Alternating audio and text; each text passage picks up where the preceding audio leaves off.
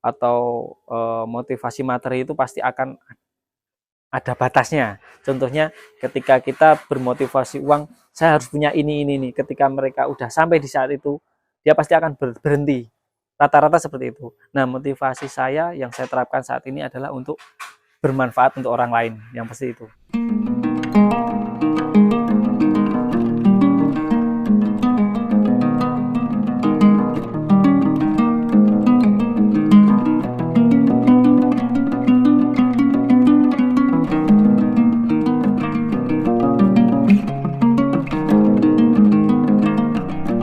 Jumpa lagi di channel Bang Febri.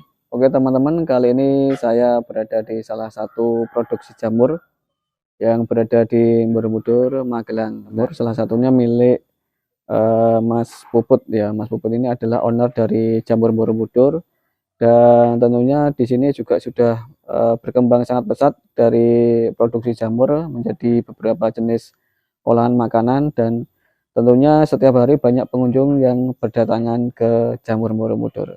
Nah, seperti apa perjalanan usaha Jamur Borobudur yang dikelola Mas Puput ini, tentunya sangat menarik sekali. Silahkan simak dan tonton videonya sampai selesai.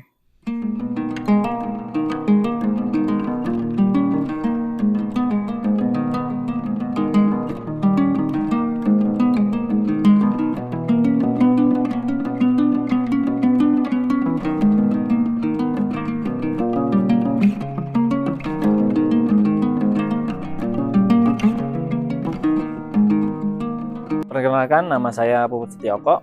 Usaha saya Jamur Borobudur, budidaya dan pengolahan jamur. Jadi kalau untuk latar belakang usaha jamur ini sebenarnya nggak ada basic-basicnya saya. Jadi dulu itu saya lulusan dari SMK Mesin Perkakas. Nah, setelah itu lulus, angen-angen atau cita-cita saya waktu itu juga nggak muluk-muluk sekali. Awalnya saya cuma setelah lulus pengen kerja di pabrik atau merantau kayak gitu. Dan cita-cita lulusan SMK itu ya cuma nggak tinggi-tinggi, cuma sekedar kerja di pabrik. Tapi waktu itu pas ketika tes, ada tes yang namanya medical check up atau yang disebut tes kesehatan. Ternyata ketika saya tes kesehatan itu dokter mengklaim saya itu buta warna. Jadi ada tes yang namanya tes huruf tekek. Nah, itu saya ternyata nggak bisa baca, dan waktu itu saya juga bingung kenapa saya nggak bisa baca, teman-teman saya bisa baca, karena ternyata saya emang buta warna parsial. Nah, itu awal mula dari usaha saya, karena sebenarnya ya kepepet, tapi karena saya waktu itu suka jamur, saya gimana sih penasaran dengan proses pembuatan jamurnya itu. Jadi saya belajar ke daerah Temanggung, daerah Jogja, mempelajari tentang proses pembuatan jamur ini. Jadi kalau ditanya tentang awal mula kenapa saya memilih jamur, ya karena kepepet. Seandainya waktu itu saya ada beberapa pilihan untuk bekerja, saya pasti malah bekerja, karena ya karena nggak ada pilihan lain, Mas. Jadi waktu itu nggak ada pilihan lain, dan di pikiran saya ya ini harus jalan. Terus kenapa saya memilih jamurnya? Itu karena saya itu suka jamur. Jadi waktu dulu kecil itu kan jamur nyarinya di kebun, bukan di budidaya seperti ini sekarang ini.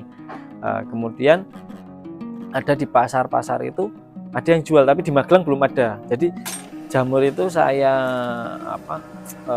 cari tahu tentang dari mana jamurnya, ternyata diambil dari Temanggung. Jamur ini dibudidaya tapi dari Temanggung. Nah, saya belajar itu prosesnya pembuatan jamur itu dari Temanggung. Ternyata jamur itu bisa dibudidayakan. Kalau untuk kesulitan, wah sebenarnya kalau usaha itu isinya sulit semua, Mas.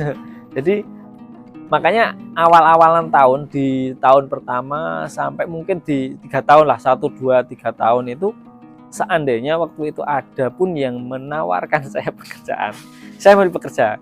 Benar, waktu itu saya milih bekerja karena usaha itu nggak semudah yang kita bayangkan. Oh, ini nanti bikin terus dijual ke pasar. Enggak seperti itu. Ternyata dari prosesnya, kita mulai dari usaha nyari bahannya itu udah kesulitan pertama, karena kita emang belum awam, nggak tahu ini nyari serbuk kayu di mana, dedaknya nyari di mana, terus bahan-bahan ini ketika kita udah dapat, prosesnya juga pembuatannya ternyata kita juga perlu belajar lagi, pencampurannya, komposisinya, prosesnya itu kita belajar lagi dari dan errornya lagi kita belajar lagi. Oh, kesalahan mungkin di pencampurannya, mungkin di kadar airnya, proses sterilisasinya, proses inokulasinya. Awal itu intinya awal usaha itu untuk belajar aja. Jadi kalau ada yang bilang awal-awal usaha langsung jadi, itu bullshit mungkin. Pasti kita di tahun pertama, kalau dibilang pasti proses belajar. Tahun pertama itu pasti kalau untuk usaha pasti proses belajar. Ketika kita udah berhasil pembuatannya, di pemasaran juga ketemu masalah lagi. Pemasarannya mau dijual kemana?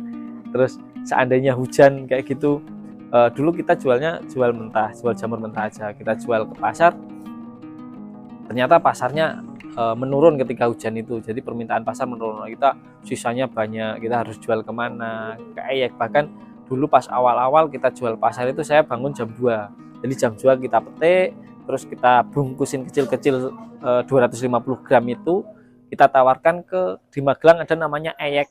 Eyek itu penjual sayur tapi keliling-keliling. Nah itu kita bungkusin kecil-kecil, kita storing ke mereka, satu bungkus itu kita jual 2.000. Mereka jual 2.500. Kayak gitu. Awal mula usaha saya untuk di budidaya jamur. Nah semakin kesini karena kita menekan produksi, akhirnya panennya itu melebihi pasar yang kita siapkan. Contohnya pasar kita itu di sekitar 40-50 kilo. Nah panenan ternyata lebih dari itu. Nah akhirnya kita harus cari solusi ini gimana biar nggak dibuang. Akhirnya 2016 setelah kita 2013 mulai, 2016 kita mulai ke pengolahannya. Nah awal mula pengolahannya sebenarnya juga karena kepepet tadi, dari masalah kebanyakan panen. Akhirnya kita menemukan solusi gimana ya ini biar tetap dijual, biar dapat uang, biar nggak kebuang. Akhirnya kita solusi bikin keripik jamur itu. Tapi kalau sekarang sih pengembangannya udah banyak kita. Jadi kayak sekarang udah terjun ke, apalagi sekarang pasar kita ada di wisata, itu pasar yang besar sekali. Kita berinovasi membuat olahan-olahan jamur lain, kayak kalau dulu awalnya keripik jamur, sekarang macam-macam yang kering aja kita ada keripik jamur, kerupuk jamur, terus kaldu jamur, terus jamur lingsi. Kalau yang untuk olahan yang masih basah-basah bisa langsung dicobain di sini, ada beberapa macam-macam sate jamur juga ada, sate jamur tiram, ada sate jamur kuping, ada jamur kancing, macam-macam banyak. Kemudian ada bakso jamur juga ada, sambal jamur juga ada. Jadi pasar kita emang tak khususkan jamur Borobudur ini sebagai branding semua tentang jamur. Ini keunggulan yang pasti keunggulannya itu nggak ada yang lain. Itu nggak ada yang lain. Jenengan nyari wisata edukasi yang tentang budidaya dan olahan dan berbagai macam produk jamur diolah jadi seperti ini. Khususnya di Borobudur dan Magelang. Ini hanya satu-satunya, Mas.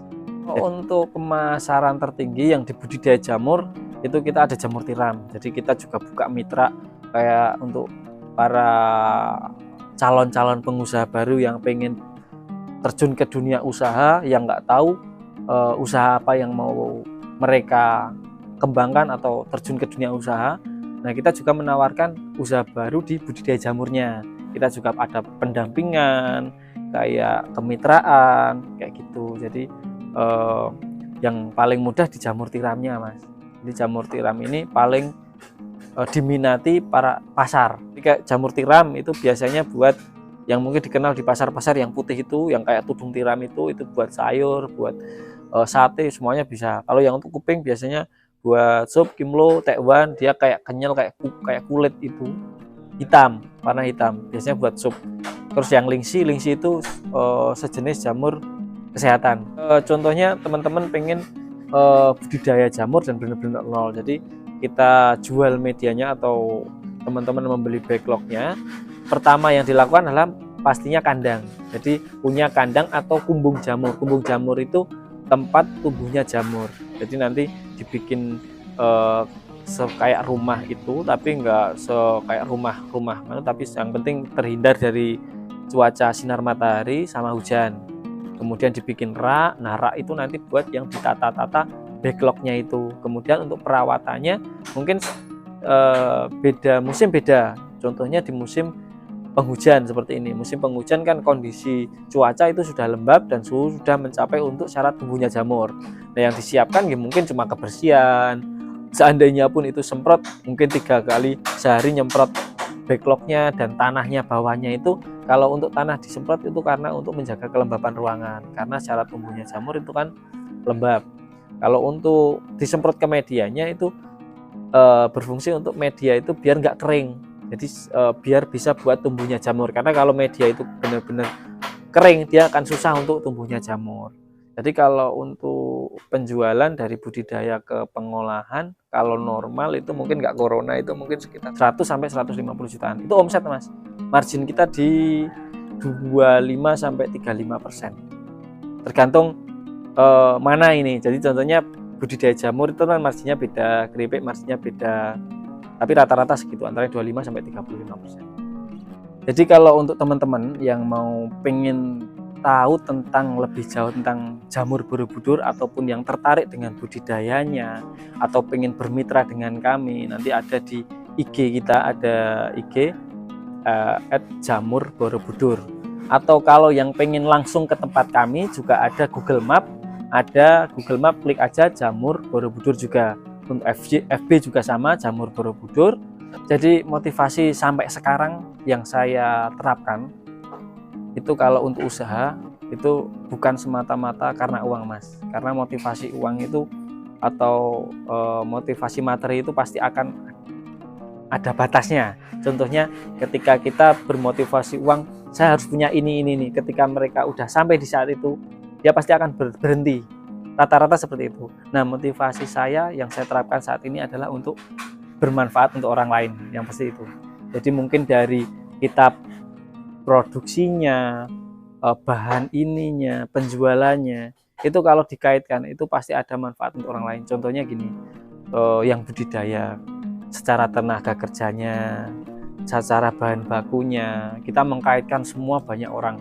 Dari bahan bakunya kita mengkaitkan berapa banyak orang, di situ ada pabrik serbuk kayu, ada pabrik dedak, ada bahan-bahan yang lain, kita juga bekerja sama dengan yang lain. Terus yang di situ ada pekerjanya juga, di wilayah sini kita ngambilnya di daerah wilayah sekitar untuk tenaga kerjanya. Terus kemudian di olahan juga sama, di olahan ini kita berapa warung yang kita kerjasama, warung-warung lokal untuk menyuplai bahan dari kita. Terus kemudian suplai jamur juga kita punya, buka kemitraan tadi, pelatihan itu juga tujuannya bukan karena semata-mata karena emang benar-benar materi. Oke, benar, materi emang penting, tapi kalau yang tujuan kami itu adalah tadi bermanfaat untuk orang lain. Karena ketika kita membagi ilmu, contohnya di budidaya kita membagi ilmu dan ilmu itu bermanfaat untuk orang lain, kepuasannya pasti beda Mas, sama yang kita dapat uang segini. Tapi ketika manfaat itu bisa, apalagi bisa untuk hidup sekeluarga. Contohnya kita buka kemitraan, ada teman-teman kita pengalaman mereka benar-benar nganggur, bingung, COVID itu, kemudian kita dampingi, mereka akhirnya bisa hidup dari jamur itu, kemuasannya tersendiri Mas, kayak gitu. Kemudian yang edukasi juga sama, otomatis kita mencangkup banyak banget teman-teman yang wisata, kayak mereka VW, ATV, Andong, itu kan mereka juga jualan. Yang dijual itu kan nggak cuma transportasinya, otomatis juga mereka menjual ini juga. Ya, semoga Jamur Borobudur semakin besar, sukses, dan yang pastinya tadi Mas, semakin besar juga manfaat untuk orang lain, karena emang tujuannya itu. Jadi kalau teman-teman yang tertarik tentang budidaya jamur ini, Jamur Borobudur juga pertama membuka kemitraan. Siapa yang teman-teman pengen budidaya jamur, bisa langsung ke tempat kita ajak jadi mitra ataupun nanti pendampingan tentang budidaya jamur. Kemudian untuk yang di olahan, kita juga ada membuka reseller yang mau menjual olahan-olahan dari tempat kita. Ada sambal jamur, macam-macam, di situ ada sambal jamurnya macam-macam, kemudian ada keripik jamur, kupat jamur. Siapa yang mau menjual atau bahasa sekarang jadi reseller, kita juga membuka itu, nanti langsung ke DM aja ke IG. Jadi untuk teman-teman yang mau membuka usaha yang mungkin dari nol, bahkan saya pun membuka usaha dari nol karena keterbatasan, atau apalagi yang teman-teman mungkin tidak punya keterbatasan, punya tekad kuat tapi nggak mau belum tahu apa yang dimulai, yang penting apapun itu usahanya, mau dijamur, mau dijual apa, jual apa, yang penting pantang menyerah, karena ketemu pertama itu pasti masalah, di balik masalah pasti ada peluang. Nah, pastikan teman-teman istiqomah dengan usaha teman-teman yang dilalui.